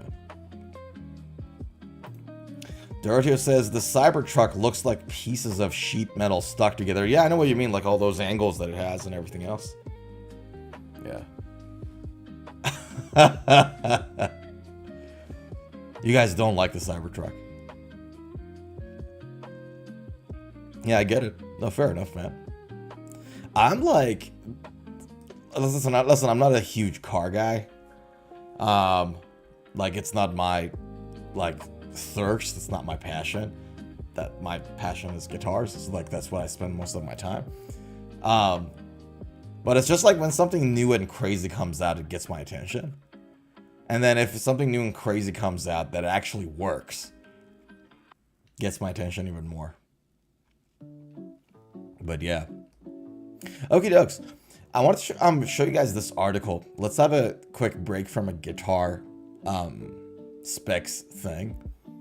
I wanted to show you guys this article. This is where it says, dude, modern tech shouldn't take over everything. For instance, I don't want auto-tuners on guitars. I agree with you. The Gibson auto-tuners weren't the thing. Auto-tuning tuners, those contraptions at the back of the headstock. Yeah, no, I know. I'm not a fan of those either. Look. Oh. Here's what I think is the thing, right? Here's what I think is a better way to put it. And I agree with you. It shouldn't, like that, you don't want that contraption to be at the back of your headstock. Technology is always good in solving problems when they exist, not when they don't. For eternity, we've been tuning our guitars using our hands and tuning keys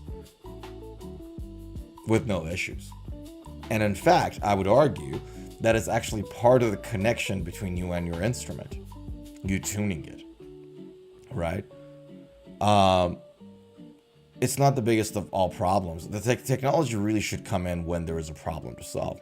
With Cybertruck, I think, I could be wrong again. I haven't like researched it so crazily much, but again, based on the things that I've been reading here and there, little here and there, it's bulletproof. It has a crazy design, and its engine is super strong.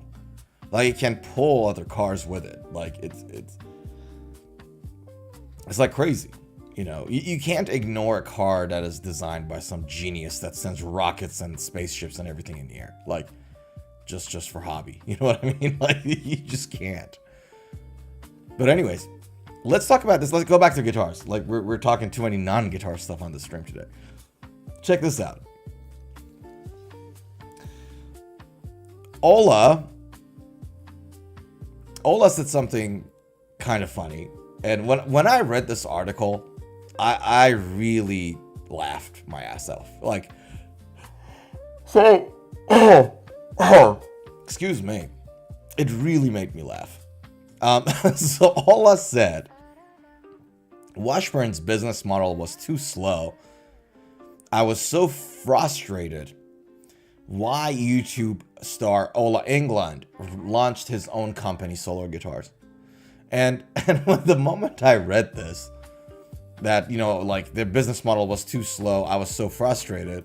I thought, guess who else was frustrated? Nuno.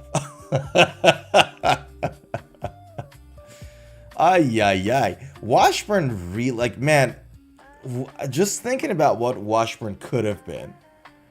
It's just painful to look back at all, like, man, oh man, oh man. These guys really mishandled this whole electric guitar department, didn't they? Are they still selling the Hawks, or are the Hawks out too after like 1 week? Washburn guitars. Ay, ay, ay, guitars. Is the Hawk still on the website, or have we taken it down?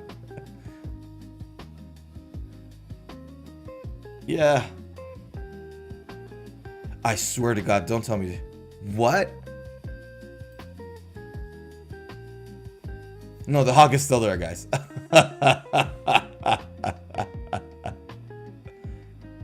Oh, God. Anyways. So Ola goes, I know the world moves so fast now, and people's attention spans are so short. Jesus Christ, what was that? The intersection of heavy metal and guitar YouTube has proved to be a verdant ground for innovative new guitar companies. Along Bobby's Chapman guitars, you got Ola's Solar. Now, 10 years in business, he said this: I brought Washburn, a successful model. I brought them my designs, they released it, and they did very well. But being on social media, being a social media YouTube guy, I know the world moves so fast now and people's attention spans are so short. I felt that Washburn's business model was too slow. There was a bureaucracy behind everything. The making of the guitars, selling to dealers, getting them to distributors. It's such a long process before an actual customer gets to see a guitar, like about a year. And I was so frustrated because I knew people wanted the guitars, but they had to wait a long time before they get them. After my 3-year contract ended, I figured I could stay there for another 3 years, but I knew I could do so much better if I could find some people to do a new company with me. The guy I worked with at Washburn had just left the company, so I gave him a call and we decided to create a model that went straight from us to the consumer because we knew exactly what the audience wants. They tell me. Took my designs out of Washburn, we formed Solar, and we launched in late 2017 and had 300 guitars to sell and ship immediately. We've grown very fast. And then in other news, extreme guitar legend Nuno made waves in the guitar industry when he ended his 35-year relationship with Washburn. But this is why. This is the thing with Solar guitars, right? Like when I look at it, right? What Ola said in that interview makes perfect sense. You can see him in action doing that. Like every one of his videos, every one of his streams, every one of his whatever, there's always a new model out, and it's not necessarily like tied to NAMM or anything of that nature. Like they've released so many different models, like variety wise, throughout the year. For a company that started in 2017, okay, let's just go to Browse Guitars.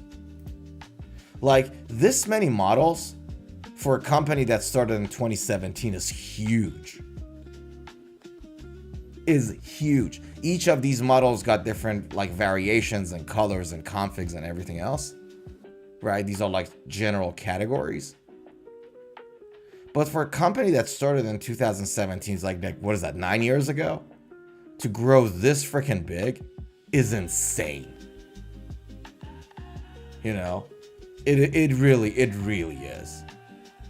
And so when he says things move fast and you got to bring out new fast stuff and new stuff fast and things of that nature, he's right. I mean, look at that. These two weren't here last week, I think. These were. This wasn't. Again, like these guys are just like putting out product like there's no tomorrow. So how he got this social media sort of like mindset and put into this is so interesting. Yeah, man, the man does what he preaches. You got to give him that. So I thought that was interesting. Like when he came in and talked about how fast things move. And do you see many other companies? Like, the only other companies outside Solar that I see like this much of variety comes out in such a short span of time are usually like guitars that sell, like brands that sell more affordable guitars. Those are the ones that you see like it's quick in and out, let's go, right? And excuse me. And one of the things that facilitates those with those brands, and again, this is another advantage that Solar Guitar like has, like they've done so great in that space, is that like those more affordable guitar brands push out product all the time, right? But they almost always exclusively copy another brand, whether that'll be a Fender, Tele, or Strat, or Les Paul, or a Strandberg, or whatever not, right? And at some point you can see they're kind of run out of things to copy of, like, you know.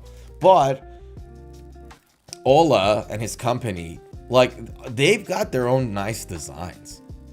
It's not like that they're exact copies of something else. Sometimes they do. But, like, for example, look at this Tele shape. Like, it is obviously a Tele-inspired guitar, but it's their own design. Same with this, with the, good lord, with the GC model we talked about on our one of our earlier streams. You know what I mean? Like, they got their own designs going on and they push that variety out. That's just impressive. That's hard work, man. That's hard freaking work. The guy really is busting his rear end. Hats off to him. Yeah. Zora says, bless your heart. Thank you, sir.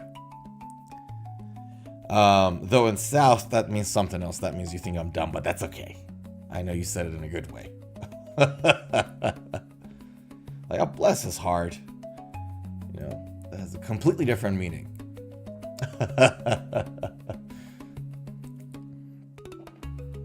So yeah, man, that was a funny, interesting thing that Ola said.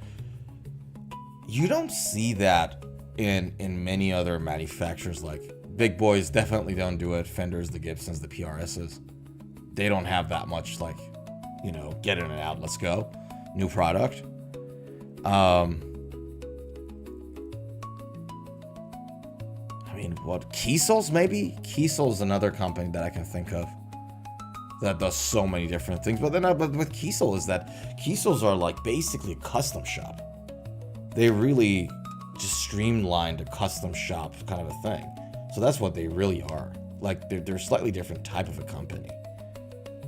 But you don't see this from any other company out there, you know. So yeah. By the way, speaking of Kiesel, you guys saw this, the Mark 66? That's good old Kiesel Senior, if I'm not mistaken. Kiesel Guitars came out with the Mark 66 model, which is a classic old school Kiesel. And I thought that was interesting to have a look at. Zuhair says, oh, just looked it up. Wow, thanks. Yeah, right? All good. Dorotio says, I saw a video where Solar is identical to Washburn guitars made in the same shop overseas. Yeah, no, Ola's early guitars were made by Washburn. You could see like Washburn made Solar, like I'll show you what I mean. So if I go to like, where's my Solar guitars? Okay, so I've seen personally a V-shaped electric guitar like this one that has the Solar logo right there and around the 12th fret on the fretboard, and has the exact same headstock shape, but on that headstock the logo is Washburn, not a Solar. So for the first 3-4 years, Ola was making his guitars with Washburn, like that. They were producing it. You know who else first produced some of their guitars with Washburn? Strandberg. Some of Strandberg Bowdens were made by Washburns early on. So Washburn has done these kind of work for other guitar builders, where they would, you know, take the design to Washburn and they take it and they produce it. Yeah. So this is not a surprising phenomenon at all. Like, Ola used to be with Washburn before he, you know, branched out and did his own thing. Yeah. But if you guys look, I don't know whether Reverb would have it now, but in my local market, I see it once in a while, like once in a very long while. Like, okay, so Washburn Solar. There we go. This one is in Japan. It's in Tokyo. You can't see this, right? So you got the 12th fret, but you have the Washburn logo. Yeah.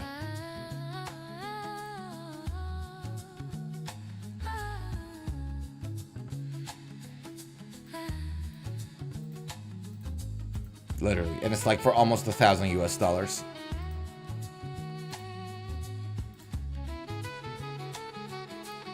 Yeah.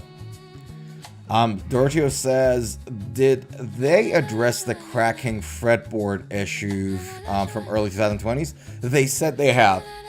So from what I read, they provided some support to people who had suffered those issues. I don't know what the details of that was. I know they did put some effort in there to sort of help some people at least out.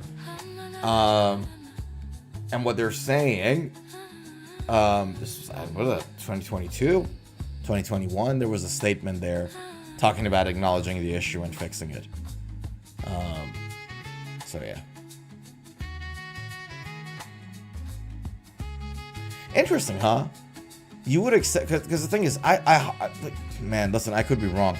Ebony is a hard wood. Ebony and maple are both pretty hard woods, right? And they've been used on guitar fretboards or other instruments like cellos and violins and all that forever, right? So if they crack and all that jazz, I don't know what they've done structurally to the guitar that does that to it. Or maybe the drying process, I don't know.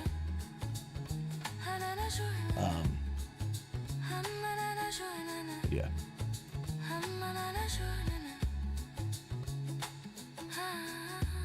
That's a killer looking guitar, by the way. I'm just looking at it. What's that rail humbucker? What is that? Fishman Fluence Modern Ceramic 3 voice. Oh. I didn't know Fluences come in rails. My lord, okay. I will take a copy of this and check this thing out a little later too. Let me put it in my notes. I did not know that Fishman Fluence did rails. I am very interested now. I was like, so. I actually yesterday I bought a pair of Seymour Duncan rails. I'm not gonna say which specific model because it's part of a project. But I bought a pair of rails and I'm so happy with them. I'll look that up. I'll be interested. Is that active? Yeah, it is active. Bummer. Okay. I don't want to route the guitar, so it won't be of any use to me. My moddable guitars, the ones that I want to mod, are all in passive, so.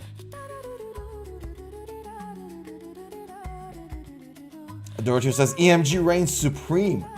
Forget Fishman. I hear you, dude. I hear you. Like, that's the sound of thrash metal. That's the sound of the 80s, 90s. I get it. They're really good. I like the ones... what are the ones... Do you know what are the ones on...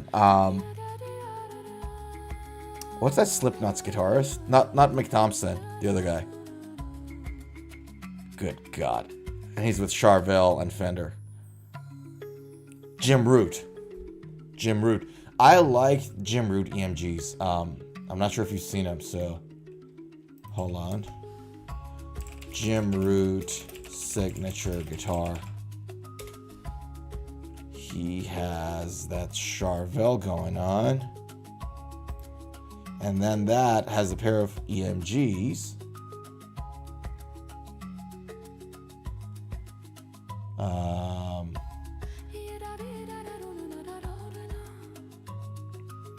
Am I going to get the specs, or are we just going to look at... Okay, there we go. EMG Jim Root signatures. Demonum open coil active humbucking and the neck and bridge. I like the sound of that. EMG 8185s. Yeah, hell yeah. That's EMG 80, I love 8185s, and they have a special place in my heart because EMG 8185s were the first sound of electric guitar I ever heard. My introduction to electric guitar was a Metallica concert, and at that time, I looked it up. Both Kirk and James Hetfield, Kirk Hammett and James Hetfield, were playing 8185s in their guitars. Yeah. So 8185 has a special place in my heart. They're so good. They're just like, that was my introduction to guitar. Like Metallica, like Kirk and James are the reason why I picked up the electric guitar. And those 8185s were on their guitars. So yeah. I agree with you. Zora says, my effing charging port works now. Well, there you go. What did you do to it? Zora says, I am gonna go. Bye, guys. Sorenzo, feeling a bit lonely. Can't wait to see you on Saturday. Be safe. You too, Doroteo. Take care, my guy. Take care. Stay warm in the New York cold. And come back if you want. And otherwise, I'll see you on Saturday. Take care of yourself. But yeah, 8185s changed so many people's lives. I think the Slayer guys were on it too, right? Tim, what's his face? Hanneman guy. He was also with 8185, wasn't he? Let me look at him. Slayer Hanneman. Signature guitar. He was with the ESPs. We know that. Jeff Hanneman. But what was his... there we go. We just saw it. 8185s. I was right. I was right. There we go. So many people. Doroteo says, most of the best metal albums were recorded and played with the EMG humbuckers. Yeah, I agree with you. Look, they're so good for thrash. They're so good for playing metal because of the compression. They just really make this unique, nice sound. The only reason I don't have them on like my guitars is because I just want a little bit more dynamic range. Like I'm one of those like psycho people that likes to hear his every gong and everything with the way that it is. Like it's just the compression is something that I no longer want to have. But that, like, again, like it has a special place in my heart, man. I remember how bummed I was. I was really young. I remember how bummed I was when I noticed that Kirk moved away from 8185s and he's using 6081s, 8160s in his guitars. And I was like, oh, what do you mean 8160s? Like, go back to 8185s. Like, I remember that. They sound super good. No questions about it. Luna Laris on Twitch says, hey, how are you? I'm good, Luna. How you doing? Hope you're well. But yeah, no, there's so many people. Like, I know Anthrax guys also had 8195s. I mean, everybody had 80. Like, all right, let's ask this from AI. So, list me the famous guitar players in the 80s and 90s that had the EMG 8185s in their guitars. Let's go. Let it do its thinking. Industry standard for high gain heavy metal in 80s and 90s due to clarity, high output, and noise-free operation. Zach Wild? Yeah, how come we didn't think of that? Of Zach. We should have thought of Zach right away. Kirk. KFK did it. Dude, I didn't know. Like, we know Jeff Hanneman did it. I didn't know KFK was also on 8185s. Is he still on 8185s? I don't think so. I think he has the signature pickups now. Is he still with Dean? I wonder. Do you guys know? Is KFK's is with Dean still? Kerry King, signature guitars. Yeah, he's with Dean. He's still with Dean.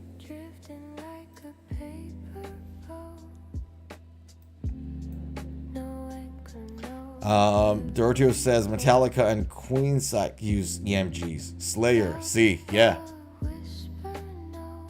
Yeah, Jeff Hedman, like I said, 8185s. Steve Lukather from Toto, not a metal player, but he used EMGs for his session work in the 80s. Music Man Luke models were famously equipped with EMG 85s in the bridge. Eddie Van Halen, oh, didn't know that. Van Halen used the MG81? David Gilmour used it.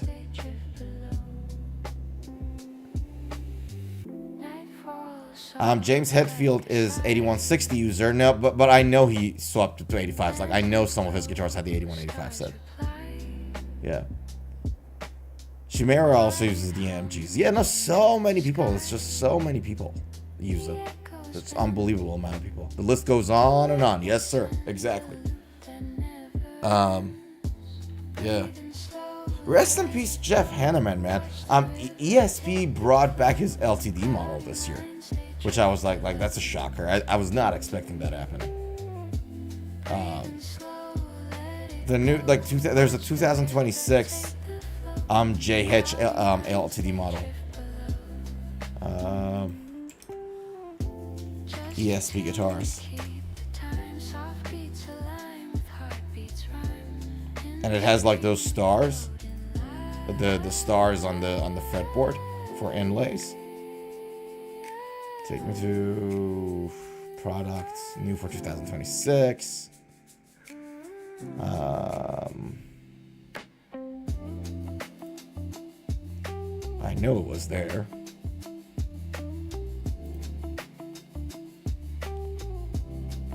Good God, where is it? I could swear that it was there. Oh my, that's Mick Thompson's new guitar, by the way. It's just black satin instead of, like, they changed the color. Oh God. Oops, sorry. Where's the Jeff Hanneman? Oh, Jesus Christ. ESP LTD JH600.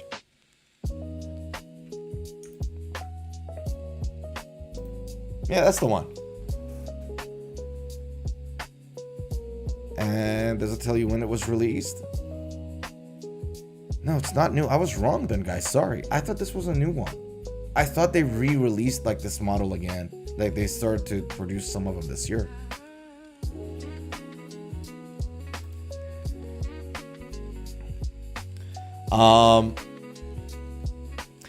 Doroteo says often imitated but never duplicated. Take that, Fishman. You know what the Fishman guys did. So that's one of the that's the gap. One of the gaps that Fishman's filled in. Because a lot of people love the sound of the EMGs, but didn't like the dynamic range. And then some people appreciated the dynamic range of Seymour Duncan's, for example. But it would have been nice if it was a little bit more, sounding closer to EMGs for some of these trash 80s, 90s metal music. And things of that nature. That's when the Fishmans kind of came in to sort of get the best of both worlds. At least that's what they attempted to do. And then modernize that same sound a little bit more. And then there comes in Fishman Fluence Modern, right?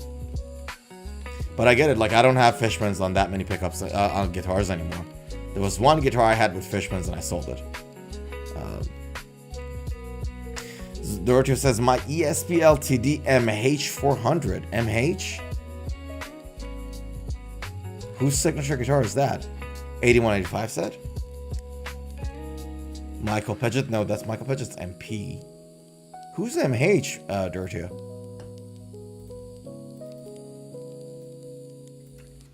MH400?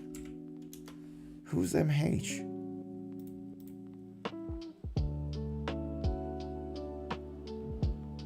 Whose signature is it?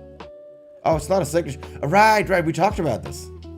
You told me about it. Right, yeah, sorry. I thought MH was like the initials of a signature artist for some reason. Because, they do it like for example, Michael Pidgeot, MP, Kirk Hammett, KH.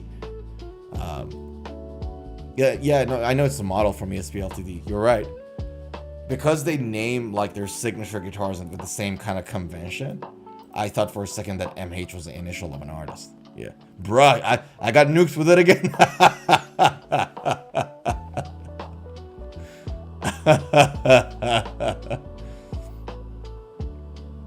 Yep. No, AMG 8185s are superb. They're so good. They're so good. Yeah. got hit with the bruh. Boy, oh boy. Man, this is like... So we're so lucky that we can pursue the sounds we like that. Like when you got a piece of gear that you kind of get, gives you the sound that you like. It's just a blessing. It's so fun. It's just so fun. It's a good place to be. And I'm glad you got your favorite pickups in your guitars, man. And that MH is a good guitar. We covered the specs, I think, in one of the earlier streams. Yeah. Djent guys, Dorothy says Djent guys use Fishman. Old school cats use EMGs. Yeah. And Seymour Duncans. To be honest with you, dude, like Djent, the Fishmans are in this sort of like more modern sound. But even now, like when I look at, like, who are the Djent guys? The Periphery guys, the Meshuggah guys, Tesseract. None of these guys use. I don't think any of them use Fishman Fluence. Okay, so look at Periphery. I know Mark Holcomb got the Scarlet and Scourge. They're passive Seymour Duncan pickups. Misha, Mansour. Misha is with the bare knuckles. Misha's signature Juggernaut has bare knuckles in it. Oh, there we go. Sorry, I'm not sharing. There we go. So Misha's signature guitar has... So Misha's with bare knuckles. Mark is with Seymour Duncan. Where's Jake Bowen? Who's Jake Bowen with? Jake Bowen. Signature. He's with Ibanez. But what are the pickups in there? That's the guitar. It's like DiMarzio's, if I'm not mistaken. I think Jake Bowen is with DiMarzio's. Titans? DiMarzio Titans, I think. DiMarzio Titans, there we go. I was right. So he's with DiMarzio's. None of them are like with Fluence. Okay, now. Meshuggah guitarists, two of them got the same signature Ibanez. Meshuggah guitar, what do you call it? Signature.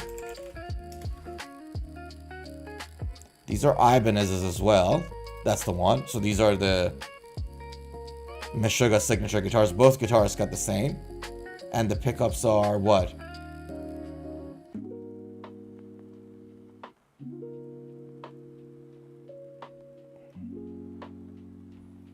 Specs. Doesn't say. Can I zoom in? What is this?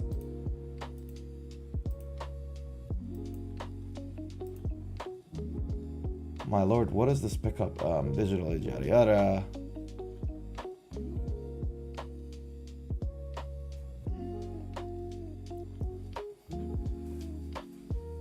Doesn't say anything about the pickup. What is this crappy website? Why is it even existing?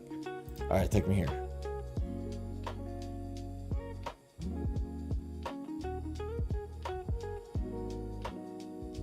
All right, there we go. Oh, he's with Lundgren's. Okay, so he's neither. Yeah, so like I don't think that many Djent guys use Fishman Fluences, dude. Long story short. Yeah. Adorjo says, for passive pickups, I love DiMarzio humbuckers. They're super good. DiMarzios are great. Really, really, really, really good. You know whose old guitar had DiMarzios and he shifted away from them? Tim Henson. Tim Henson used to be with DiMarzios, and those pickups sound really good. Not really like full-on metal pickups, but for what he did, they were really nice. And for some reason, he moved away from them. So he's not using DiMarzios any longer. But his old guitar, the black guitar with the gold hardware and abalone inlays, I think it was abalone. That guitar had DiMarzios on it. 3 DiMarzios. It was a HSS config, if I'm not mistaken. Yeah. So yeah, there we go. All right, guys, I think we're gonna leave it here. We've been on for about, what is that? A bit more than 2 hours. And I think we really kicked it today. We really covered so many cool stuff today, like from the beginning. By the way, before I go, Dorothy, check this out. Hold on. That was the first guitar we checked out on the stream today. And I gave you a bit of a shout out. I was like, where's Dorothy when we want him there? This was the first guitar. So Jackson's coming soon stuff, like, so they're 2026 models that are coming out. They're not in the market yet, but you can, they're not even on pre-order, just coming soon. And I thought Dorothy was going to love this. So, like, I was telling Zuhair, I'm like, Dorothy would have loved it. So, yeah. I was like, where's Dorothy when you want him there? Dorothy says he betrayed DiMarzio and went to Fishman. Betrayer. Yeah.